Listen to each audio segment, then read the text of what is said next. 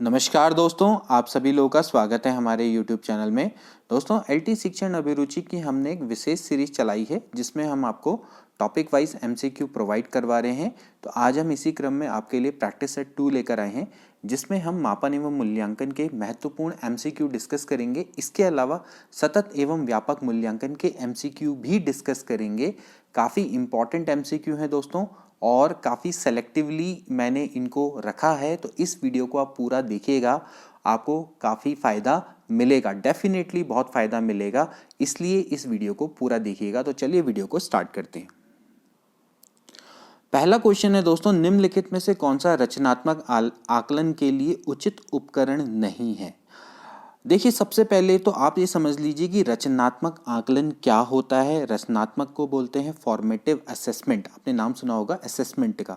देखिए, असेसमेंट और इवैल्यूएशन का मतलब होता है मूल्यांकन और आकलन का मतलब होता है असेसमेंट। इन दोनों में अंतर क्या है? बहुत सिंपल सा डिफरेंस है। देखिए, आकलन का उद्देश्य बालकों की अभिवृत्ति क्षमता और ज्ञान के स्तर का मापन करना होता है। आकलन मूल्यांकन की ही संक्षिप्त प्रक्रिया है। मूल्यांकन काफ़ी ब्रॉड प्रक्रिया है जो कि निरंतर चलने वाली प्रक्रिया है। शिक्षण की संपूर्ण प्रणाली का ये अभिन्न अंग है और इसका डायरेक्ट जो रिलेशन है वो शैक्षिक उद्देश्यों से होता है। आप इस चीज़ को समझिए कि मूल्यांकन में हम ना सिर्फ बच्चे की शैक्षिक उपलब्धियों को मापते हैं, बल्कि आप क्या शिक्षण विधियाँ यूज़ कर रहे हैं, क्या टीचिंग टेक्निक्स यूज़ की जा रही हैं, विधियाँ प्रविधियाँ, उनका भी दोस्तों आकलन इसमें किया जाता है या उनका मापन किया जाता है। तो आकलन आप समझ लीजिए कि एक मूल्यांकन की संक्षिप्त प्रक्रिया है। अब जो मूल्यांकन की बात करें हम, तो अगर हम आकलन की बात करें दोस्तों, तो आकलन आपके दो तरीके के होते हैं। एक होते हैं रचनात्मक आकलन और एक होते हैं योगात्मक आकलन। ठीक है ना।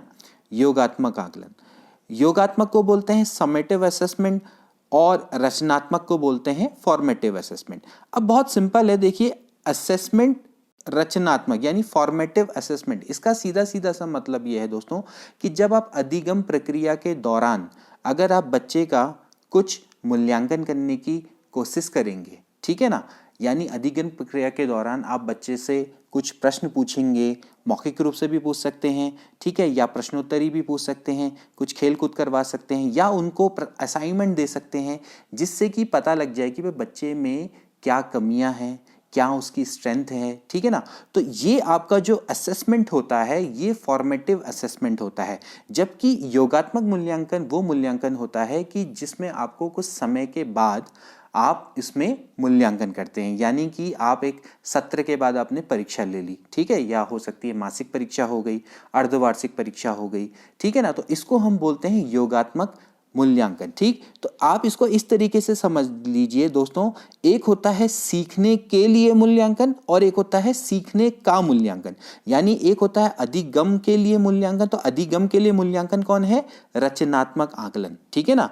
और एक होता है सीखने का मूल्यांकन, यानी कि अधिगम आपने बच्चे ने कितना सीखा वो आप अगर उसका मूल्यांकन करेंगे तो वो आपका क्या होगा? योगात्मक मूल्यांकन के अंतर्गत आएगा। तो अब आप, आई होप कि आपको रचनात्मक मूल्यांकन अच्छे से समझ में आ गया होगा। हम मूल्यांकन बोल रहे हैं, आकलन भी कह सकते हैं। आकलन इज अ शॉर्ट प्रोसेस, जैसे कि मैंने अभी आपको बताया, मूल्यांकन थोड़ा ब्रॉड प्रोसेस है, ठीक है ना। तो बात एक ही है। रचनात्मक आकलन की अगर हम बात करेंगे तो इसमें मौखिक प्रश्न पूछे जा सकते हैं, प्रश्नोत्तरी और खेल हो सकता है, दत्त कार्य का मतलब होता है असाइनमेंट। तो यानी सत्र परीक्षा इसके अंतर्गत नहीं आएगी दोस्तों, ये योगात्मक आकलन के अंतर्गत आएगी, समेटिव असेसमेंट के अंतर्गत आएगी, जब आप लास्ट में एक टेस्ट ले लेते हो या मासिक आप एक टेस्ट लेते हो। तो इसमें समय निर्धारित होता है, इसमें आपका समय निर्धारित नहीं होता। इसमें आप औपचारिक रूप से या अनौपचारिक रूप से आप मूल्यांकन कर सकते हो। इससे आपको बालक की कमी का पता लगेगा, उसकी स्ट्रेंथ का पता लगेगा और फिर आप क्या कर सकते हो? निदान कर सकते हो या उपचारात्मक शिक्षण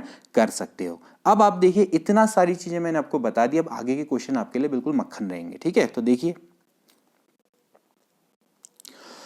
मूल्यांकन का मुख्य उद्देश्य होना चाहिए शिक्षार्थियों की उपलब्धियों को मापना, यह निर्णय लेना कि क्या विद्यार्थी को अगली कक्षा में प्रोन्नत किया जाना चाहिए, सीखने में होने वाली कमियों का निदान और उनका उपचार करना, या विद्यार्थियों की त्रुटि निकालना। अब आप बताइए कि मूल्यांकन का मुख्य उद्देश्य क्या होना चाहिए। मूल्यांकन का मुख्य उद्देश्य होना चाहिए दोस्तों कि जो अधिगम में होने वाली कमियों का निदान करना और उनका फिर उपचार करना, जैसे कि मैंने अभी आपको बताया, ठीक है ना। तो आप शिक्षार्थी की उपलब्धियों को मापना, ये मापना तो दोस्तों एक तरीके से हम कह सकते हैं मापन के अंतर्गत आएंगे कि आप उसकी उपलब्धियों को मापेंगे, ठीक है ना। लेकिन जैसे कि मैंने आपको बताया कि मूल्यांकन यानी इवैल्यूएशन एक बहुत निरंतर चलने वाली प्रक्रिया है और इसका क्षेत्र काफ़ी ब्रॉड है। तो आप क्या करेंगे कि भाई सीखने में होने वाली कमियों को आप निदान करेंगे और उनका उपचार करेंगे। तो आप ये कैसे करेंगे? आप डेफिनेटली इसके लिए आप मापन का भी प्रयोग करेंगे और आकलन का भी प्रयोग करेंगे। तो यानी कि मापन और आकलन एक तरीके से मूल्यांकन के ही पार्ट हैं, इनके बिना मूल्यांकन पॉसिबल नहीं है, ठीक है ना। लेकिन आफ्टर ऑल जो इसका उद्देश्य है वो उद्देश्य क्या होना चाहिए कि भाई सीखने में होने वाली कमियों का निदान करना और फिर उनका उपचार करना। तो ये इसका फाइनल एक तरीके से एम होना चाहिए। ओके, इसके बाद अगला क्वेश्चन, मूल्यांकन किया जाना चाहिए, क्यों किया जाना चाहिए? मूल्यांकन से बच्चे पढ़ेंगे, इससे बच्चों की उपलब्धि का पता लगता है, बच्चों के सीखने के स्तर का ज्ञान होता है, शिक्षकों की उपलब्धि का पता लगता है। तो आप बताइए कि मूल्यांकन क्यों किया जाना चाहिए? ऑफ कोर्स इससे बच्चों के सीखने के स्तर का ज्ञान होता है, इसलिए मूल्यांकन किया जाना चाहिए। आपका आफ्टर ऑल जो मेन एम है कि कितना अच्छा अधिगम होता है। हम जितने भी जो मेथड अपनाते हैं, चाहे आप फॉर्मेटिव असेसमेंट अपना रहे हो, चाहे आप समेटिव असेसमेंट अपना रहे हो, या फिर आप टीचिंग टेक्निक्स अपनाते हैं, इतनी बढ़िया शिक्षण सहायक सामग्री का प्रयोग करते हैं, आप किसके लिए करते हैं? सारा लर्निंग के लिए करते हैं ना, अधिगम के लिए करते हैं। तो इम्पॉर्टेंट क्या है कि भाई बच्चे ने कितना सीखा, वही आफ्टर ऑल मैटर करता है, ठीक। तो बच्चों के सीखने के स्तर का ज्ञान आपको प्राप्त करना है, तो उसी के लिए आप क्या करते हैं? इवैल्यूएशन करते हैं, मूल्यांकन करते हैं, ठीक है ना।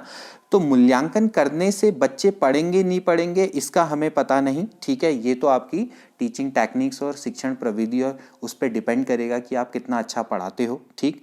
और इसके बाद बच्चों की उपलब्धि का पता लगता है, इससे भी पता लगता है और मापन से भी पता लगता है, ठीक है ना। अगर आप शैक्षिक उपलब्धि की बात करेंगे तो शिक्षा में क्या उन्होंने उपलब्धि की, अगर आप उसको अंकों में देखेंगे तो मापन से भी पता लगा सकते हैं, ठीक है ना। लेकिन मेनली जो मूल्यांकन है उसका क्षेत्र यही है कि भाई आपको बच्चे के सीखने के स्तर का ज्ञान होता है। ओके, तो ये इंपॉर्टेंट है। इसके बाद आता है मूल्यांकन का उद्देश्य।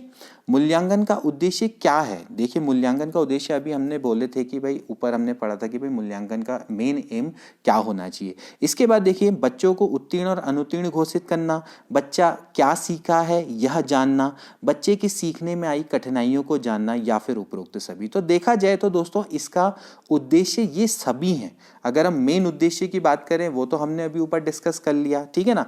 लेकिन अगर आप देखें तो मूल्यांकन के ये सभी उद्देश्य हैं। मूल्यांकन की वजह से ही जब हम मूल्यांकन के अंतर्गत मापन की प्रक्रिया को अपनाते हैं तो अब हम उससे ही बच्चों को उत्तीर्ण और अनुत्तीर्ण घोषित कर पाते हैं, ठीक है ना। हमें पता लग पाता है कि बच्चा नेक्स्ट क्लास में जा सकता है या नहीं जा सकता है, ठीक है ना। बच्चा क्या सीखा है ये भी जानना, जैसा कि अभी हमने ऊपर पता लगाया, और बच्चे की सीखने में आई कठिनाइयों को जानना, यानी कि उनका निदान करना और फिर उपचार करना। तो देखा जाए तो ये सभी इसके दोस्तों उद्देश्य के अंतर्गत आते हैं, ठीक है ना। देखिए, यहां पर आप चीज ध्यान में रखिए कि क्वेश्चन टू क्वेश्चन आपका आंसर वेरी करता है। इसलिए मैंने हमेशा से बोला है कि ये जो शिक्षण अभिरुचि है इसको थोड़ा आत्मसात करिए और अपना थोड़ा दिमाग लगाइए। अब ऐसा मत कहिएगा कि भाई पिछले क्वेश्चन में तो सर आपने अलग आंसर दिया, इस क्वेश्चन में आंसर अलग दिया। हर क्वेश्चन का अलग अलग आपका एप्टीट्यूड होता है। यही टीचिंग एप्टीट्यूड है दोस्तों कि आपको ये दिमाग लगाना पड़ेगा कि राइट आंसर क्या हो सकता है, आपका उस समय का प्रश्न क्या डिमांड करता है, उसका परिप्रेक्ष्य क्या है, वो आपको देखना पड़ेगा। तो उसी के परिप्रेक्ष्य में आप उस समय का आंसर देंगे। तो ये काफी इंपॉर्टेंट हो जाता है, ठीक है ना। शिक्षण अभिरुचि यही है दोस्तों। इसके बाद अगला क्वेश्चन दोस्तों, परीक्षा के स्थान पर सतत और व्यापक मूल्यांकन गुणवत्ता मूलक शिक्षा के लिए अधिक उपयुक्त है, क्योंकि इसमें आपके सामने 4 ऑप्शन है। देखिए, सतत एवं व्यापक मूल्यांकन से ये क्वेश्चन है, CCE से, कंटिन्यूस एंड कॉम्प्रिहेंसिव इवैल्यूएशन की बात हम कर रहे हैं यहाँ पर। तो देखिए, संज्ञानात्मक क्षेत्र का मूल्यांकन किया जाता है, सहसंज्ञानात्मक क्षेत्र का मूल्यांकन किया जाता है, मूल्यांकन सतत एवं व्यापक क्षेत्रों का होता है, उपरोक्त सभी। तो देखा जाए दोस्तों, इसका राइट आंसर उपरोक्त सभी है। सतत एवं व्यापक मूल्यांकन देखिए दोस्तों, काफ़ी ब्रॉड है और एक्चुअली इसके दो मुख्य क्षेत्र हैं, एक होता है संज्ञानात्मक क्षेत्र और एक होता है सहसंज्ञानात्मक क्षेत्र। अब संज्ञानात्मक क्षेत्र क्या है दोस्तों? संज्ञानात्मक का मतलब क्या होता है? कॉग्निटिव क्षेत्र, जो आपका जिसमें बच्चों को पढ़ाए जाने वाले सभी विषयों का मूल्यांकन किया जाता है, जिससे कि बच्चों का मानसिक विकास होता है, ठीक है ना। अब संज्ञानात्मक क्षेत्र था ना, उसी में ही दोस्तों वो आपके असेसमेंट किए जाते हैं। कौन कौन से? एक तो थे आपका संरचनात्मक मूल्यांकन और एक आपका योगात्मक मूल्यांकन, ठीक है ना। अब सह संज्ञानात्मक क्षेत्र का क्या मतलब होगा कि आप धीरे धीरे इसमें आप को करिकुलम एक्टिविटी को भी शामिल कर लेंगे, जैसे कि खेल कूद, योग, है ना, साहित्यिक और क्या कहते हैं सांस्कृतिक गतिविधियां होती है, अनुशासन, अभिवृत्ति, ठीक है ना, आपका एटीट्यूड कैसा है, इन सभी चीज़ों को भी शामिल कर लिया जाएगा। तो उन सब का भी आप कंटिन्यूस इवैल्यूएशन करते हैं, इसलिए यहाँ पर व्यापक शब्द को जोड़ा गया है। व्यापक इन दोनों क्षेत्रों को लिए हुए है, संज्ञानात्मक और सह संज्ञानात्मक क्षेत्र। संज्ञानात्मक यानी कि जो आपके संज्ञान में आता है, यानी कि आपकी जिससे आपका विषयों में आपको कितना ज्ञान है, कितनी नॉलेज है, उसका आप क्या कर रहे हैं? आकलन कर रहे हैं। तो उसमें आपका फॉर्मेटिव भी आएगा और समेटिव भी आएगा। सह संज्ञानात्मक क्षेत्र में आपका जो को करिकुलम एक्टिविटी है, जो सह पाठ्यक्रम गतिविधियां हैं, वो इसके अंतर्गत आएंगी। खेल कूद में आप कितने अच्छे हो, योग में कितना अच्छा करते हो, और अनुशासन में कितना अच्छा है आपका, और सहयोग कितना करते हैं आप आपस में, एटीट्यूड कैसा है आपका। तो ये सब चीजों का मूल्यांकन किया जाता है। तो मूल्यांकन सतत एवं व्यापक क्षेत्रों का होता है, दैट इज ऑल्सो करेक्ट। तो इसका मतलब जो डी ऑप्शन है वो बिल्कुल राइट है। ओके, इसके बाद देखिए, सतत एवं व्यापक मूल्यांकन में व्यापक मूल्यांकन शब्दावली का तात्पर्य है। देखिए, वही क्वेश्चन आ गया दोबारा से, जैसे कि मैंने आपको बोला व्यापक का क्या मतलब है। व्यापक का मतलब है कि शैक्षिक एवं सशैक्षिक क्षेत्र का मूल्यांकन, यानी कि आप बच्चों का शैक्षिक उपलब्धि को भी देख रहे हैं कि वो शिक्षा के क्षेत्र में कितना अच्छा करें, और साथ में जो सह शैक्षिक क्षेत्र हैं वहाँ पर भी उनका आप क्या करते हैं? मूल्यांकन करते हैं कि वो खेल कूद में कितने अच्छे हैं, वो साहित्य में कितने अच्छे हैं, संगीत में कितने अच्छे हैं, सांस्कृतिक गतिविधियों में कितने अच्छे हैं, अनुशासन कैसा रहते हैं, अनुशासन में रहते हैं नहीं रहते हैं, एटीट्यूड कैसा है, ये सारी चीज़ें इसके अंतर्गत आ जाती हैं दोस्तों, ठीक है ना। तो कितना सिंपल है, आपको बस इसका मतलब पता लग गया, बहुत इजीली आप इन क्वेश्चंस को कर सकते हैं, ठीक है।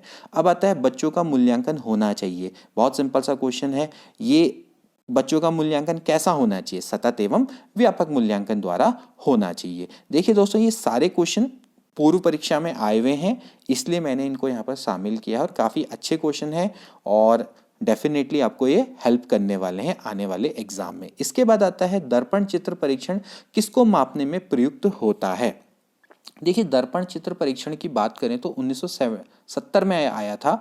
दर्पण परीक्षण में एक्चुअली दोस्तों आपकी अधिगम अंतरण को मापा जाता है, ठीक है ना। अधिगम अंतरण को मापा जाता है। अधिगम अंतरण का मतलब यही है दोस्तों कि आपने जो चीज़ सीखा ना, उसका आपने कैसे ट्रांसफ़र किया दूसरी जगह पे। यानी कहने का मतलब है कि कहीं आपने कोई ज्ञान लिया, उसका आपने दूसरी जगह पे कैसे प्रयोग किया, उसी को दोस्तों अधिगम अंतरण बोला जाता है। अब अधिगम अंतरण क्या होता है ना, कई तरीके का होता है, जैसे कि आपका पॉजिटिव होता है और नेगेटिव अंतरण भी हो सकता है, ठीक है। इसके अलावा जैसे ऊर्ध्व यानी वर्टिकल, ठीक है, और फिर इसके बाद एक होता है क्षितिज यानी कि आपका हॉरिजेंटल, ठीक है, और द्विपार्श्विक भी होता है, ठीक। तो यानी इस तरीके से अधिगम अंतरण 5 तरीके, वैसे देखा जाए तो कहीं पर शून्य अंतरण भी कहलाता है, ठीक है ना। यानी कि अगर आपने कहीं कोई चीज़ सीखी तो आपने उसका कहीं प्रयोग नहीं किया तो वो शून्य हो गया अंतरण। तो आप इस चीज़ को समझिए कि अधिगम अंतरण क्या है। मैं आपको सिंपल सी डेफिनेशन में बताऊंगा कि भाई अधिगम अंतरण का मतलब ये होगा कि आपको कोई चीज़ आती है और आपने उस ज्ञान का प्रयोग कहीं और कर लिया, तो वो क्या कहलाएगा? अधिगम अंतरण कहलाएगा। जैसे कि सपोज करो आपको आपको साइकिल चलानी आती है और अब आप क्या कर रहे हैं? बाइक चलाना सीख रहे हैं, ठीक है ना। तो वो दोस्तों क्या है? अधिगम अंतरण है, ठीक है। इसी तरीके से अगर आप सपोज करो मैथ्स के क्वेश्चन आते हैं आपको कुछ, आपने जैसे अगर आप मैथमेटिक्स वाले होंगे कई, तो आप एक प्रश्नावली में कोई क्वेश्चन जब आप स्टार्ट करते हैं तो कई एक टाइप के क्वेश्चन होते हैं, ठीक है ना। तो आपने एक क्वेश्चन को सॉल्व किया, अब आपने उसके ज्ञान का प्रयोग करके दूसरा क्वेश्चन सॉल्व कर दिया, तो वो भी क्या है, अधिगम अंतरण है, ठीक है ना। अब आप किस तरीके से सॉल्व करते हैं, इसी में इनको कैटेगराइज कर रखा है इन्होंने। जैसे कि क्या कहते हैं, अगर आप पॉजिटिव अंतरण की बात करेंगे, ठीक है ना, तो इसका मतलब है कि अगर आपका जो ज्ञान है वो आगे आपका एड ऑन होता है तो फिर वो आपका पॉजिटिव कहलाता है, ठीक है। अगर आपका जो ज्ञान है वो आगे एड ऑन नहीं होता है यानी बाधक बनता है तो वो नेगेटिव बन जाता है, ठीक है। अगर आपका ज्ञान से आप, कहने का मतलब है, आप अगर आप ज्ञान का प्रयोग करके इस तरीके से प्रयोग कर रहे हैं कि आप हाई लेवल का कुछ प्रयोग कर दे रहे हैं, जैसे ऊर्ध्व यानी वर्टिकल की ओर को जा रहे हैं, तो फिर वो ऊर्ध्व अंतरण कहलाएगा। जैसे मैंने भी आपको एग्जांपल बताया कि भाई आपको बाइक चलानी आती है, आप कार चलाना सीख रहे हैं उसी के आधार पर, ठीक है ना। तो क्या, या फिर आप मैथ्स में आपको लो लेवल के क्वेश्चन आते हैं, आपने उनका प्रयोग करके हाई लेवल के क्वेश्चन कर दिए, तो वो आपका क्या कहलाएगा, एक तरीके से वो ऊर्ध्व अंतरण कहलाएगा, ठीक है ना। अभी हम आगे इसके बारे में डिस्कस करेंगे, कोई बात नहीं आपको, लेकिन आई होप कि अच्छे से समझ में आ गया होगा, ठीक है। अब ये क्वेश्चन मैंने आपको इसलिए समझा दिया कि आपको एक ही बारी में, देखिए सारे क्वेश्चन एक के बाद एक हो जाएंगे। एक क्रिकेट खिलाड़ी अपनी गेंदबाजी के कौशल को विकसित कर लेता है, पर यह उसकी बल्लेबाजी के कौशल को प्रभावित नहीं करता, इसे कहते हैं। देखिए जैसे कि मैंने अभी आपको बोला कि एक बंदा है वो अपनी गेंदबाजी को तो डेवलप कर लेता है, लेकिन उसकी जो बैटिंग है वो डेवलप नहीं हो पाती, यानी उसकी स्किल डेवलप नहीं होती। कहने का मतलब उसने जो भी प्रशिक्षण लिया उसका वो अंतरण नहीं कर पाया, तो वहां पर क्या होगा, शून्य प्रशिक्षण अंतरण कहलाएगा, ठीक है। कहने का मतलब है ना वो विधेयात्मक प्रशिक्षण होगा ना निषेधात्मक होगा, ठीक है ना, लेकिन आपका वो क्या होगा, शून्य प्रशिक्षण अंतरण होगा, कि कहने का मतलब है कि जीरो ट्रांसफर हुआ, यानी उसका कोई भी प्रयोग वो नहीं कर पाया। ओके, इस तरीके से आप इसको सीखेंगे, ठीक। इसके बाद कक्षा नायक द्वारा प्रयुक्त मूल्यांकन का प्रकार अनुदेशन के समय सीखने के विकास में किया जाता है तो कहलाता है। देखिए आप ध्यान से देखिए, कक्षा नायक द्वारा प्रयुक्त मूल्यांकन, अब कक्षा नायक कौन होगा, ऑफकोर्स क्लास टीचर होगा या टीचर होगा, ठीक है ना। द्वारा प्रयुक्त मूल्यांकन का प्रकार अनुदेशन के समय, यानी कि जब आप टीचिंग कर रहे हैं, यानी कि अनुदेश दे रहे हैं, इंस्ट्रक्शन दे रहे हैं, सीखने के विकास में किया जाता है, यानी कि अधिगम के दौरान जब आप मूल्यांकन करते हैं तो उसको क्या बोलते हैं दोस्तों, फॉर्मेटिव असेसमेंट बोलते हैं। तो यानी इसका राइट आंसर क्या है, फॉर्मेटिव मूल्यांकन इसको बोला जाएगा। ना वो आपका प्लेसमेंट मूल्यांकन होगा, ना नैदानिक, ना संकलित, ठीक है ना। संकलित का मतलब समेटिव, ठीक। तो इस तरीके से आप इन क्वेश्चंस को कर सकते हैं, ठीक। इसके बाद छात्र की प्रयोगात्मक दक्षता के आकलन का यथोचित रूप है, यानी कि कोई छात्र है वो प्रयोगात्मक रूप से कितना दक्ष है, यानी कि प्रयोग को कितना अच्छे से कर लेता है, तो आप इसके लिए क्या करेंगे, साक्षात्कार से पता लगेगा, अवलोकन से पता लगेगा, प्रश्नावली से पता लगेगा, लिखित परीक्षा से पता लगेगा। बताइए किससे पता लगेगा, ऑफकोर्स अवलोकन से। होता क्या है कि जैसे आप लैब है, लैब में जैसे जाते हैं, अब आप केमिस्ट्री का परीक्षण कर रहे हैं, सपोज करिए केमिस्ट्री का कोई प्रयोग कर रहे हैं, तो केमिस्ट्री के प्रयोग में क्या होता है कि बच्चे प्रयोग करते हैं, जो शिक्षक है वो क्या करता है, अवलोकन करता है, वो देखता है कि कर रहे हैं नहीं कर रहे हैं अच्छे से। इसी तरीके से और भी सब्जेक्ट में जैसे अगर कोई प्रयोग कर रहे हैं या कोई आप मनोवैज्ञानिक प्रयोग कर रहे हैं, तो आप क्या करेंगे, डेफिनेटली अवलोकन तो करेंगे ना, यानी देखेंगे उनको, तो उसी से आपको पता लगेगा कि भाई वो छात्र आपका प्रयोगात्मक रूप से कितना दक्ष है। ओके, इसके बाद आता है शैक्षिक विकास में मूल्यांकन का अर्थ है। देखिए अब यहाँ पर शैक्षिक विकास की बात करी जा रही है कि शैक्षिक विकास में अगर बात करें दोस्तों मूल्यांकन के अर्थ की, तो वो होता है आपका ज्ञान क्षमता का मूल्यांकन, ठीक है ना। यानी कि आप में ज्ञान की कितनी क्षमता है उसी का मूल्यांकन आपको देखा जाता है, तो वो आपका शैक्षिक विकास में मूल्यांकन के अंतर्गत आता है, ठीक है ना। पूरी शिक्षा में मूल्यांकन का तो हमने बता ही दिया उससे पहले, लेकिन अगर सिर्फ शैक्षिक विकास की बात की जाएगी तो यहाँ पर आपका ज्ञान क्षमता के मूल्यांकन के अंतर्गत ये दोस्तों आ जाता है, ठीक है ना। इसको आप ध्यान में रखेंगे। इसके बाद अगला सतत और व्यापक मूल्यांकन पर बल देता है, ठीक है। अब आप देखिए जैसे कि हम बार बार बात कर रहे हैं सीसीई की, कि भाई ये किस पर बल देता है, बोर्ड परीक्षाओं की अनावश्यकता पर, सीखने को सुनिश्चित करने के लिए व्यापक स्केल पर निरंतर परीक्षण, सीखने को किस प्रकार अवलोकित, रिकॉर्ड और सुधारा जाए, और शिक्षण के साथ परीक्षाओं का सामंजस्य, ठीक है ना।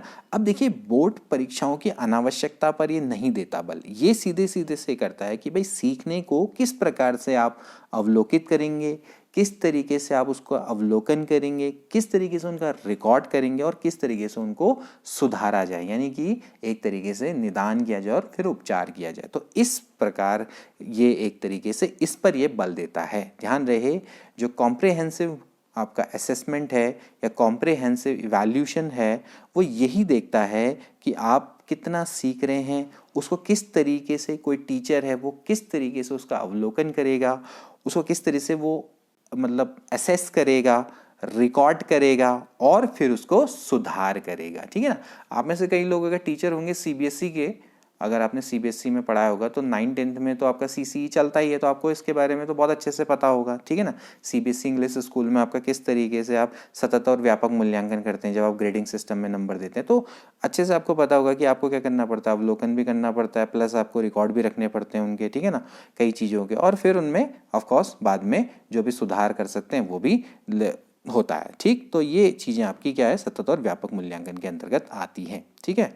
इसके बाद अभी सतत और व्यापक मूल्यांकन की योजना में व्यापक शब्द के अलावा निम्नलिखित के द्वारा समर्थित किया गया है, मतलब कि समर्थन मिला है। ठीक है। तो ये दोस्तों एक फैक्चुअल क्वेश्चन है कि किसके द्वारा ये समर्थित किया गया है। ये है दोस्तों गिलफोर्ड का बुद्धि संरचना का सिद्धांत, इसके द्वारा दोस्तों ये आपका समर्थित किया गया है। देखो जो गिलफोर्ड है, गिलफोर्ड ने बुद्धि संरचना का सिद्धांत दिया था, मैंने आपको बताए भी थे। तो इन्होंने एक्चुअली जो बौद्धिक योग्यताओं के 5 मुख्य समूह बताए थे। एक पहला इन्होंने बताया था संज्ञान यानी कि कॉग्निशन, इसके बाद इन्होंने फिर बताया था अभिसारी चिंतन, अपसारी चिंतन, स्मृति और मूल्यांकन। ठीक है ना। तो इन्होंने 5 बताए थे। पहला आपका मैंने जैसे बोला क्या होता है, कॉग्निशन यानी कि संज्ञान। ठीक है। इसके अलावा दूसरा आपका अभिसारी चिंतन। ठीक है। फिर इसके बाद था तीसरा अपसारी चिंतन। खैर ये सब मुझे लिखने की आवश्यकता नहीं है, मेरी आप वाली वीडियो देख लीजिएगा जो बुद्धि वाली, उसमें आपको बहुत अच्छे से मिल जाएगा। फिर इसके बाद थी इन्होंने मेमोरी यानी स्मृति, और ई इसका जो आपका अगला पार्ट है वो है मूल्यांकन, यानी इसको आपने ध्यान में रखेंगे कि मूल्यांकन के बारे में इन्होंने बोला है। तो यानी व्यापक शब्द आपका गिलफोर्ड और बुद्धि का जो बुद्धि का संरचना का सिद्धांत है वो इनके द्वारा समर्थित किया गया है। ठीक है। फैक्चुअल क्वेश्चन है, आया हुआ है, इसलिए इंपॉर्टेंट है। ठीक। इसके बाद अगला, निम्नलिखित में से कौन सा एक उपयुक्त रचनात्मक आकलन का कार्य नहीं है। फॉर्मेटिव असेसमेंट के बारे में आप अच्छे से पढ़ चुके हैं कि अधिगम के दौरान या शिक्षण के दौरान किया जाने वाला असेसमेंट है। तो आप क्या करेंगे। ठीक, तो खुले अंत वाले प्रश्न, परियोजना, अवलोकन और विद्यार्थियों की योग्यता क्रम निर्धारित करना। देखिए खुले अंत वाले प्रश्न क्या होते हैं, इनको बोलते हैं open ended question. Open ended question ये होते हैं कि जिनके आंसर आप हाँ या ना में नहीं दे पाते हैं। ऐसे क्वेश्चन होते हैं जिनके आंसर आप लंबे लंबे देते हैं, जैसे कि मैंने आपसे बोला कि भाई शिक्षण अभिरुचि से आप क्या समझते हैं। ठीक है ना। या शिक्षण आप मैंने बोल दिया कि भाई मोटिवेशन से आप क्या समझते हैं, तो आप हाँ या ना तो नहीं दोगे आंसर, तो उनको बोलते हैं ओपन एंडेड क्वेश्चन। तो डेफिनेटली क्या होगा, ये फॉर्मेटिव असेसमेंट के लिए बहुत अच्छा है। परियोजना यानी प्रोजेक्ट बनाना, असाइनमेंट बनाना, ये भी बहुत अच्छा है। अवलोकन करना, ये भी आपका फॉर्मेटिव असेसमेंट के अंतर्गत आता है। विद्यार्थियों को योग्यता क्रम में निर्धारित करना, ये आपका फॉर्मेटिव असेसमेंट के अंतर्गत नहीं आता है। ठीक है ना। फॉर्मेटिव असेसमेंट आप इसीलिए करते हैं ताकि आपको बच्चे की कमियों का पता लगे, उनकी स्ट्रेंथ का पता लगे, और फिर आप उसी के अनुसार उनमें निदान और उपचारात्मक शिक्षण कर सकें। ठीक है। इसके बाद आता है केवल कागज पेंसिल जांचों द्वारा आकलन। देखिए अगर आप सिर्फ कागज और पेंसिल, यानी कि आप जैसे सपोज करो किसी बच्चे की परीक्षा ले रहे हो, तो वहाँ पर सिर्फ कागज और पेंसिल का प्रयोग हो रहा है, और फिर वो क्या करेगा बताइए, वो सकल आकलन को बढ़ावा देगा, ग्रॉस जो आपका असेसमेंट है क्या उसको बढ़ाएगा, वो आकलन को सीमित कर देगा, समग्र मूल्यांकन को सुविधा प्रदान करेगा, निरंतर मूल्यांकन को सुविधा प्रदान करेगा। डेफिनेटली वो क्या करेगा, आकलन को सीमित कर देगा। जहाँ पर बात आ गई भाई कागज पेंसिल जांच के द्वारा आकलन की, कहने का मतलब है कि आपने बच्चे की परीक्षा ली और सिर्फ उसकी परीक्षा के आधार पर, यानी कि जैसे आपने कोई मासिक परीक्षा ले ली और फिर वही कागज कलम का परीक्षण है, अपने भाई क्वेश्चन दिए, उसने सॉल्व करके दिए, उसके आधार पर आपने उसका असेसमेंट कर लिया, तो वो आपका क्या करेगा, आकलन को सीमित कर देगा, करेगा नहीं करेगा। तो यहाँ पर आपका देखिए वो सिर्फ आपके उसके सिर्फ हम कह सकते हैं संज्ञानात्मक क्षेत्र को बताएगा, सह संज्ञानात्मक क्षेत्र को तो नहीं बता पाएगा, है ना। संज्ञानात्मक क्षेत्र में भी आप कुछ ही चीज़ों को देख पाएंगे, उसमें आपका क्या कहते हैं समेटिव असेसमेंट को बताएगा, रचनात्मक को भी नहीं बता पाएगा। तो ये सब चीज़ें आपको ध्यान में रखनी है। ठीक है। इसके बाद अगला आएगा, निम्नलिखित में से कौन सा मूल्यांकन का प्रकार नहीं है। ठीक है। अब आपने बताना है कि मूल्यांकन का प्रकार नहीं है। मानक, निर्माणात्मक, योगात्मक और सीसी। देखिए 3 तो है नीचे के। निर्माणात्मक का मतलब क्या होता है? फॉर्मेटिव। योगात्मक का मतलब होता है समेटिव। सीसी के बारे में तो 1000 बार अभी डिस्कस कर लिया। तो मानक नहीं होता है। मानक कोई मूल्यांकन का प्रकार नहीं है। मानक मूल्यांकन नहीं होता कुछ भी। निर्माणात्मक यानी कि फॉर्मेटिव असेसमेंट या इवैल्यूएशन बोल लीजिए, योगात्मक समेटिव इवैल्यूएशन, और सीसीई यानी कि कंटिन्यूस एंड कॉम्प्रिहेंसिव इवैल्यूएशन। ठीक है, इसके बाद आता है अगला, निम्न में से कौन सा मूल्यांकन के त्रिकोण का भाग नहीं है? देखिए अगर आपने मेरी मापन और मूल्यांकन की वीडियो देखी तो मैंने वहाँ पर आपको वीडियो बताया था कि मूल्यांकन को त्रिकोण प्रक्रिया माना गया है। तो इसके अंतर्गत कौन कौन आते हैं? शैक्षिक उद्देश्य आते हैं, ठीक है, अधिगम अनुभव आते हैं, ठीक है, और देखा जाए तो अधिगम अनुभव से क्या आता है? व्यवहार में परिवर्तन होता है। तो ये आपकी प्रोसेस मानी गई मूल्यांकन, ठीक है ना। तो यहां पर आपका शिक्षण अनुभव नहीं आएगा, ठीक है। तो यहां पर जो आपका जो त्रिकोण है, इस त्रिकोण में आपका क्या आएगा? शैक्षिक उद्देश्य आएगा, मूल्यांकन आएगा और अधिगम अनुभव आएगा, ठीक है। लेकिन शिक्षण अनुभव इसके अंतर्गत नहीं आता है, ये आपने ध्यान में रखना है, ठीक है। तो ये आपका एक बेसिक सा फैक्चुअल सा क्वेश्चन है, इसको आपने ध्यान में रखना है, ठीक है। अब देखिए, एक बालक जो साइकिल चलाना जानता है, मोटर बाइक चलाना सीख रहा है, यह उदाहरण होगा। देखिए मैंने आपको अब भी बताया था कि भाई ये किसका उदाहरण है? अधिगम अंतरण का उदाहरण है। लेकिन कौन सा अंतरण है? ये है दोस्तों एक तरीके से ऊर्ध्व अधिगम अंतरण का उदाहरण। मैंने आपको पहले ही बोला कि जो वो चीज सीख रहा है, यानी कि उसने कहीं पर जो अर्जित ज्ञान और अनुभव जो पहले से था उसने क्या किया कि भाई हम कह सकते हैं कि उच्च परिस्थितियों में उसने उसका प्रयोग कर दिया, तो वो ऊर्ध्व अंतरण कहलाएगा, ठीक है ना। अब देखिए जैसे कि मैंने आपको बोला क्षैतिज अधिगम अंतरण, यानी कि आपका क्या होता है? हॉरिजॉन्टल। जैसे कि आपने क्या किया कि भाई कोई अर्जित आपने कोई ज्ञान प्राप्त किया, उसको आपने क्या किया? लगभग समान स्तर की परिस्थिति में उसका प्रयोग किया। जैसे कि आप गणित के प्रश्न कर रहे हैं, तो उसी तरह से आपने क्या किया कि भाई 12th का या 9th की चलो आपने बुक पकड़ी, एक एक्सरसाइज पकड़ी, उसका पहला क्वेश्चन आपको टीचर ने बताया, उसके बाद उसने आपने एक एक एक एक करके सारे वो क्वेश्चन उसके जो लगभग एक जैसे हैं वो सबके सब आपने कर दिए, ठीक है ना। तो ऐसा जो आपका जो अंतरण होगा, अधिगम अंतरण होगा, वो आपका क्षैतिज अंतरण कहलाएगा, ठीक है। इसके अलावा जैसे मैंने आपको और भी बताया था, जैसे पॉजिटिव होता है, नेगेटिव होता है। पॉजिटिव का मतलब क्या होता है कि जैसे आपको पूर्व में कोई ज्ञान है, उसकी मदद से आपका क्या हो रहा है? वो आगे ऐड ऑन हो रहा है। जैसे सपोज करो मैं बोलता हूँ हिंदी भाषा अगर आपको आती है और उसका आप उस ज्ञान का प्रयोग आप कर रहे हैं संस्कृत भाषा को सीखने में, तो वो आपको सहायता प्रदान कर रहा है उसमें, तो वो आपका क्या है? धनात्मक अंतरण कहलाएगा। क्योंकि आपको हिंदी आती है तो उसका आपको डेफिनेटली आपको फायदा मिल रहा है संस्कृत सीखने में, तो वो आपका पॉजिटिव अंतरण कहलाएगा। नेगेटिव में क्या हो सकता है कि भाई जो आपको एक तरीके से पूर्व ज्ञान आपको बाधा करे। जैसे सपोज करो क्या होता है कि भाई कोई बंदा तेज चलने का अभ्यास करता है, तो उस तेज चलने का उसको अभ्यास हो गया, तो लेकिन अगर उसकी दिल की बीमारी होगी तो चिकित्सक उसको क्या बोलेगा कि भाई धीमे चलना पड़ेगा, ठीक है ना। तो इस तरीके का जो अंतरण होगा वो क्या होगा बताओ? कि वो आपका क्या होगा? एक तरीके से हम कह सकते हैं कि वो उसका ऋणात्मक अंतरण कहलाएगा, ठीक है ना। भाई क्योंकि भाई एक बंदा वो तेज चलने का अभ्यास उसको हो चुका है, तो अब उसका क्या है कि भाई दिल की बीमारी की स्थिति है, तो भाई चिकित्सक उससे बोलेगा कि भाई धीरे चलो। तो अब क्या होगा कि उसको तेज चलने की आदत है, तो उसको क्या होगा कि धीमे चलने में परेशानी आएगी उसको, समझ रहे हैं ना। तो वो उसका क्या है? ऋणात्मक अंतरण है, ठीक ठीक है ना। इसके बाद एक और है यहाँ पर द्विपार्श्विक अधिगम अंतरण। द्विपार्श्विक का कुछ मतलब नहीं है। सपोज करो ये ह्यूमन है, ये इस तरह से मैंने बना दिया, ह्यूमन जैसा लग नहीं रहा, लेकिन मैंने बस इसको 2 पार्ट में से डिवाइड कर दिया, ठीक है। ये हो गया आपका, ठीक है, ये आपका हो गया बायां, ठीक है, लेफ्ट, और ये हो गया आपका राइट, ठीक है। अब लेफ्ट और राइट यानी कि कहने का मतलब है शरीर को हम 2 भागों में बांट दें, तो अगर एक भाग से अगर आप कुछ सीखते हैं और उसी का अंतरण आपके दूसरे भाग में हो जाता है, तो वो क्या कहलाता है? द्विपार्श्विक अधिगम अंतरण कहलाता है, ठीक है ना। यानी कि एक भाग ने कुछ सीखा और उसके क्या कहते हैं दूसरा भाग भी उसको भी सीखने में मदद मिल रही है उससे, तो वो क्या कहलाएगा? अधिगम अंतरण कहलाएगा, द्विपार्श्विक अधिगम अंतरण। जैसे कहने का मतलब है कि आपको सपोज करो आपको लिखना आता है बाएं हाथ से, ठीक है ना। तो बाएं हाथ से लिखने से आपको क्या हो रहा है कि उसका प्रयोग आप क्या कर रहे हैं? दाएं हाथ से लिखने में भी कर रहे हैं। तो कहने का मतलब है कि आपने एक चीज से लिखना सीखा, फिर आप दूसरी चीज का भी प्रयोग कर रहे हैं, नियंत्रण कर रहे हैं उसमें, तो वो आपका क्या कहलाता है? द्विपार्श्विक अधिगम अंतरण कहलाता है, ठीक है ना। अच्छे से समझ में आ गया होगा, ज्यादा इसमें समझाने की आवश्यकता नहीं है, ठीक है। इसके बाद आता है शिक्षक सीखने के लिए मूल्यांकन और सीखने के मूल्यांकन दोनों का उपयोग कर सकते हैं। अब भी मैंने आपको बताया, देखिए अधिगम के लिए मूल्यांकन और अधिगम का मूल्यांकन क्या है? अधिगम के लिए मूल्यांकन क्या है?